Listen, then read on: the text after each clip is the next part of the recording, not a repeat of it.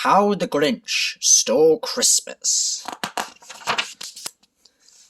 Every Who down in Whoville liked Christmas a lot, but the Grinch who lived just north of Whoville did not. The Grinch hated Christmas. The whole Christmas season. Now please don't ask why. No one quite knows the reason. It could be his head wasn't screwed on just right. It could be perhaps his shoes were too tight. But I think the most likely reason of all might have been that his heart was 2 sizes too small. But whatever the reason, his heart or his shoes, he stood there on Christmas Eve, hating the Who's, staring down from his cave with a sour, grinchy frown at the warm lighted windows below in their town, for he knew every Who down in Whoville was busy now, hanging a mistletoe wreath. "And they're hanging their stockings," he snarled with a sneer. "Tomorrow is Christmas. It's practically here." Then he growled with his Grinch fingers nervously drumming. "I must find some way to stop Christmas from coming."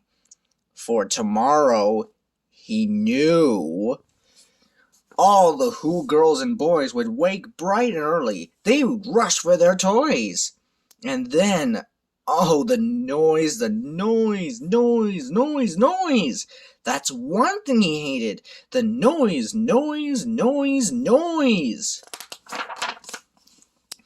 Then the Who's, young and old, would sit down to a feast, and they'd feast, and they'd feast, and they'd feast. They would feast on Who pudding and rare host beast, which was something the Grinch couldn't stand in the least. And then they'd do something he liked least of all. Every Who down in Whoville, the tall and small, would stand close together with church bells ringing. They'd stand hand in hand, and the Who's would start singing.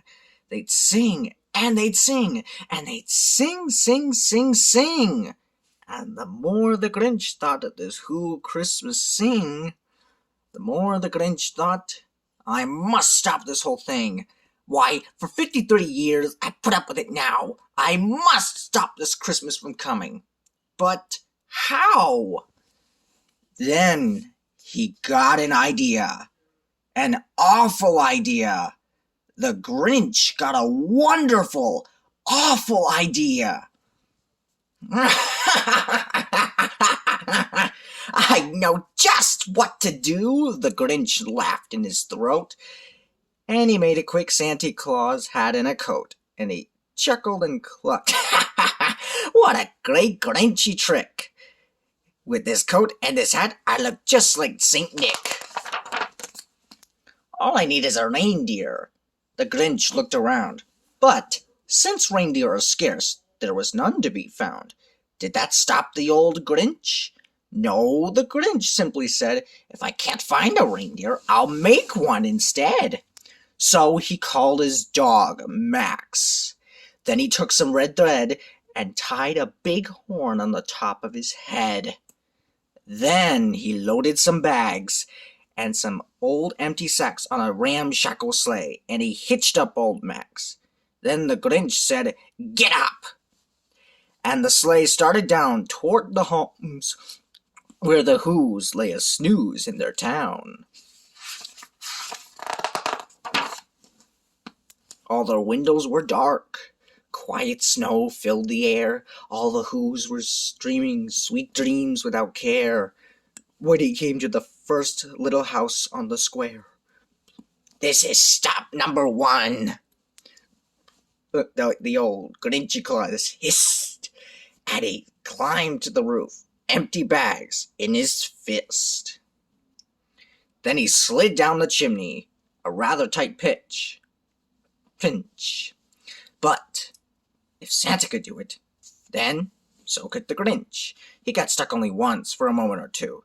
Then he stuck his head out of the fireplace flue, where the Who stockings all hung in a row. "These stockings," he grinned, "are the first things to go." Then he slithered and slunk, with a smile most unpleasant, around the whole room, and he took every present. Pop guns, bicycles, roller skates, drums, checkerboards, tricycles, popcorn, and plums. Then he stuffed them in bags. Then the Grinch, very nimbly, stuffed all the bags one by one up the chimney. Then he slunk to the icebox. He took the Who feast. He took the Who pudding. He took the roast beast. He cleaned out that icebox as quick as a flash. Why, the Grinch even took their last can of Who hash. Such a kleptomaniac. Then he stuffed all the food up the chimney with glee. And now, grinned the Grinch, I will stuff up the tree.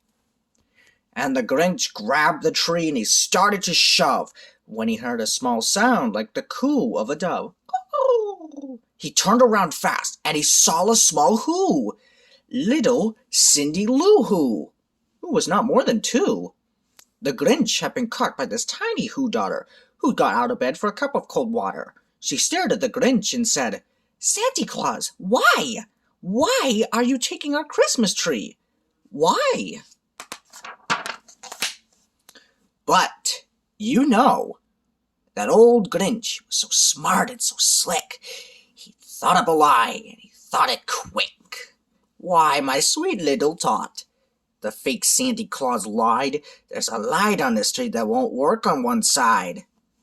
So I'm taking it home to my workshop, my dear. I'll fix it up there. Then I'll bring it back here. And his fib fooled the child. Then he patted her head, got her a drink, and sent her to bed. And when Cindy Lou Who went to bed with her cup, he went to the chimney and stuffed the tree up. Then the last thing he took was the log for their fire. Then he went up the chimney himself, the old liar. On their walls he left nothing but some hooks and wire. And the one speck of food that he left in the house was a crumb that was even too small for a mouse. Then he did the same thing to the other Who's houses, leaving crumbs much too small for the other Who's mouses. It was 1/4 dawn. All the Who's still abed, all the Who's still a snooze, when he packed up his sled, packed it with their presents, the rippings, the wrappings, the tags, the tinsel, the trippings, and the trappings.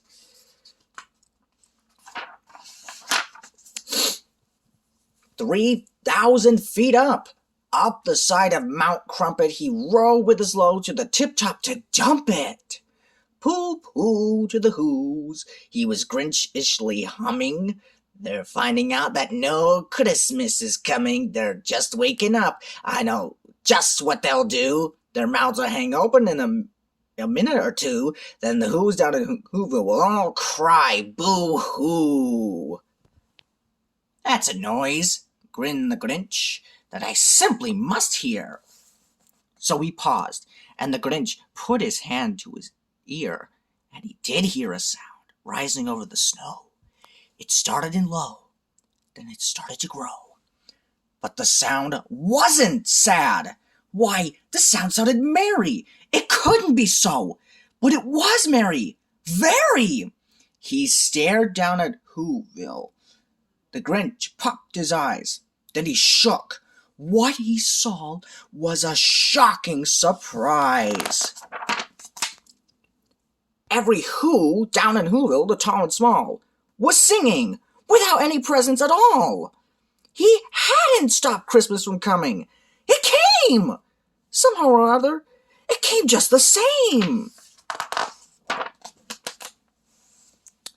And the Grinch, with his Grinch feet ice cold in the snow, stood puzzling and puzzling. How could it be so? It came without ribbons, it came without tags, it came without packages, boxes, or bags. Then the Grinch thought of something he hadn't before. Maybe Christmas, he thought, doesn't come from a store. Maybe Christmas, perhaps, means a little bit more. And what happened then? Well, in Whoville they say that the Grinch's small heart grew 3 sizes that day.